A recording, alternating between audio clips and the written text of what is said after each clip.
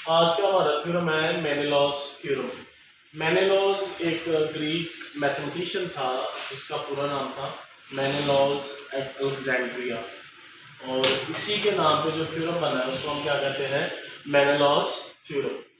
Menelaus theorem की जो statement है, मेनेलॉस हमें कहता है कि हमारे पास अगर एक ट्राइंगल हो ए बी सी और उस ट्राइंगल से हम एक लाइन गुजारे और वो लाइन इस तरह गुजरे कि वो इस ट्राइंगल की तीनों साइड्स को किसी एक पॉइंट के ऊपर क्या करेगी, टच करेगी। तीनों लाइंस को कम से कम एक पॉइंट पे क्या करेगी, टच करेगी।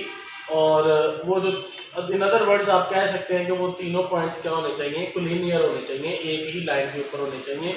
और वो तीनों पॉइंट्स लाइन जो है वो तीनों साइड्स को एक ना एक जगह पे क्या करेगी, टच करेगी। इसकी स्टेटमेंट है। अगर कहते हैं ऐसा हो तो फिर इन साइड्स की जो रेशियो है वो उनका जो प्रोडक्ट होता है वो इक्वल टू क्या होगा, 1 होगा। जैसे ये साइड्स की ratio A D D B और उसके बाद सी ई ए और बी एफ और एफ सी, ये किसकी इक्वल आ जाएगी, 1 के इक्वल आ जाएगी।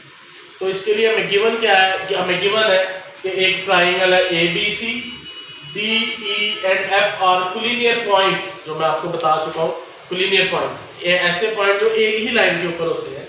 और डी ई और F on the sides of triangle, देखें डी किस साइड के ऊपर है, ए बी साइड के ऊपर है।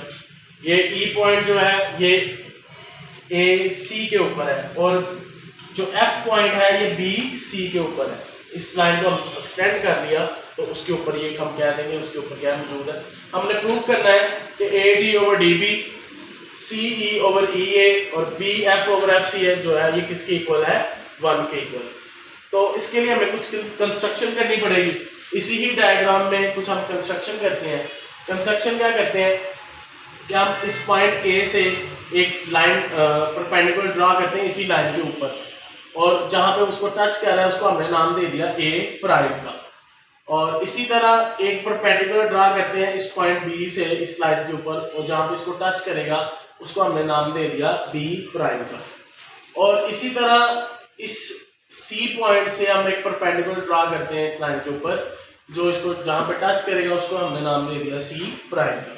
ये लिख भी दिया मैंने कि construct the line A prime, B prime और C prime that are perpendicular on D E F. यहाँ तक मेरे ख्याल में क्लियर हो गया कि 3 परपेंडिकुलर ड्रा करने हैं जिनका नाम क्या, ए प्राइम, बी प्राइम और सी प्राइम हो। चलिए अब हम प्रूफ की तरफ चलते हैं। तो जिस तरह हमने पहले सारे थ्योरम पढ़े हैं हमने कि जो साइड्स ट्राइंगल्स लेते हैं और उन ट्राइंगल्स का जो एरिया है वो हम फाइंड करते हैं, तो इसको भी उसी तरह करना है। हम 2 ट्राइंगल ले रहे हैं यहाँ पे। एक ट्राइंगल है ए प्राइम और डी, ये जो ट्राइंगल बन रही है, और एक ट्राइंगल ले रहे हैं बी प्राइम और डी। तो अगर हम इस ट्राइंगल को देखें तो जब हमने परपेंडिकुलर ड्रा किया तो यहाँ भी एंगल कितने का बन रहा है, 90 का। और एक एंगल यहाँ पे बन रहा है वो भी कितने का बन रहा है, 90 का। और एक एंगल ये बन रहा है इस ट्राइंगल में, और एक एंगल बन रहा है इस ट्राइंगल में। इन एंगल्स को क्या कहते हैं भला, जो कॉमन लाइंस के ऊपर बनते हैं उनको कहते हैं अपोजिट एंगल्स। क्या कहते हैं, अपोजिट एंगल। तो अब ये देखें, ये एंगल और ये एंगल भी सेम है, और ये क्योंकि ये बिल्कुल एक जैसे हैं, अपोजिट एंगल है, तो ये भी क्या होंगे, सेम होंगे। तो बाय एंगल पासुलेट, अगर 2 एंगल सेम है तो डेफिनेटली तीसरा भी क्या होगा, वो भी सेम होगा।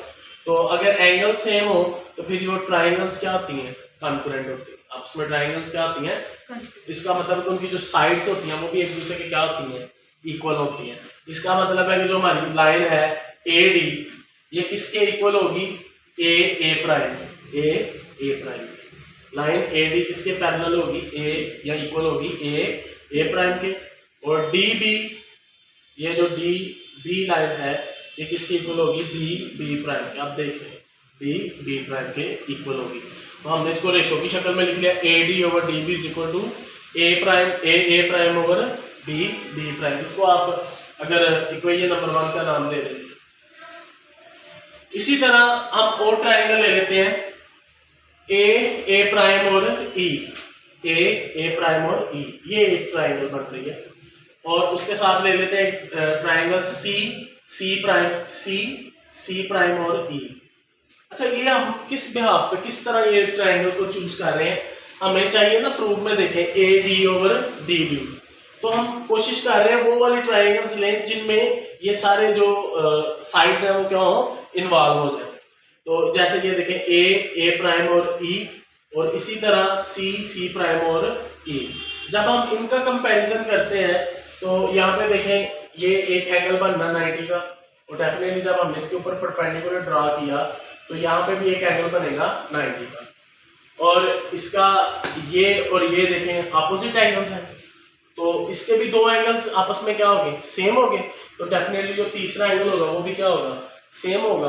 अगर सेम होगा तो इनकी साइड्स जो होंगी वो भी एक दूसरे के क्या होंगी, इक्वल होगी। जैसे कि ई सी ओवर ए ई, सी प्राइम ओवर ए प्राइम, तो साइड भी क्या होगी, इक्वल होगी। इसको आपको ये नंबर 2 का नाम दे दें। अब हम तीसरी साइड्स के लिए एक और तीसरी ट्राइंगल्स लेते हैं। ये देखें सी प्राइम और एफ, एक ट्राइंगल बन रही है देखिए, और एक ये पूरी बड़ी ट्राइंगल बन रही है बी डैश और ये एफ, बी डैश एफ और सी प्राइम एफ। एक ये छोटी ट्राइंगल बन रही है और एक ये बड़ी ट्राइंगल बन रही है। अगर आप देखेंगे तो ये जो छोटी ट्राइंगल बन रही है इसके अंदर भी यहाँ पे एक 90 का एंगल बन रहा है, और डेफिनेटली यहाँ पे भी इसका क्या बन रहा है, एक 90 का एंगल बन रहा है। अच्छा, ये जो एंगल है एफ के ऊपर बन रहा है, आप देखें छोटी ट्राइंगल का भी यही एंगल है और बड़ी ट्राइंगल का भी यही एंगल। इसका मतलब ये कॉमन एंगल है, ये क्या है, कॉमन एंगल है। दोनों का 90 का एंगल भी इक्वल है, और ये तो है ही कॉमन का मतलब क्या है कि एंगल क्या है इसमें, इक्वल है। तो अगर इसके भी दो एंगल्स इक्वल हो गए तो इसका तीसरा भी क्या होगा, डेफिनेटली इक्वल होगा। नो बाय एंगल पासुलेट, इनकी जो साइड्स होंगी वो भी एक दूसरे की क्या होगी, इक्वल होंगी। जैसे B F over C F किसके इक्वल होगा, B prime into C over C prime. तो हमने कोई नंबर 1, 2 और 3 बना दी। तो अगर इन तीनों को मल्टीप्लाई करते हैं, तीनों को क्या करते हैं, मल्टीप्लाई, तो लेफ्ट वाली साइड से मल्टीप्लाई हो जाएगी, और जो राइट साइड है वो राइट साइड के साथ मल्टीप्लाई हो जाएगी। तो ए प्राइम कैंसिल, सी प्राइम के साथ कैंसिल, बी प्राइम के साथ कट गया, और आपके पास क्या बच गया, 1। तो यही चीज़ हमने प्रूव करनी थी कि एक लाइन अगर ऐसी गुजारे किसी ट्राइंगल में से कि वो उसी ट्राइंगल की हर साइड को एक पॉइंट पे क्या करे, टच करे, देन उनके जो साइड उस ट्राइंगल की जो साइड्स की रेशो होगी, उनका जो प्रोडक्ट होगा वो किसके इक्वल होगा, 1 के इक्वल होगा। और ये चीज़ हमने प्रूव कर दी, और ये आज का हमारा मेनेलॉस थ्योरम। होपफुली आप सबको समझ आ गई। शुक्रिया।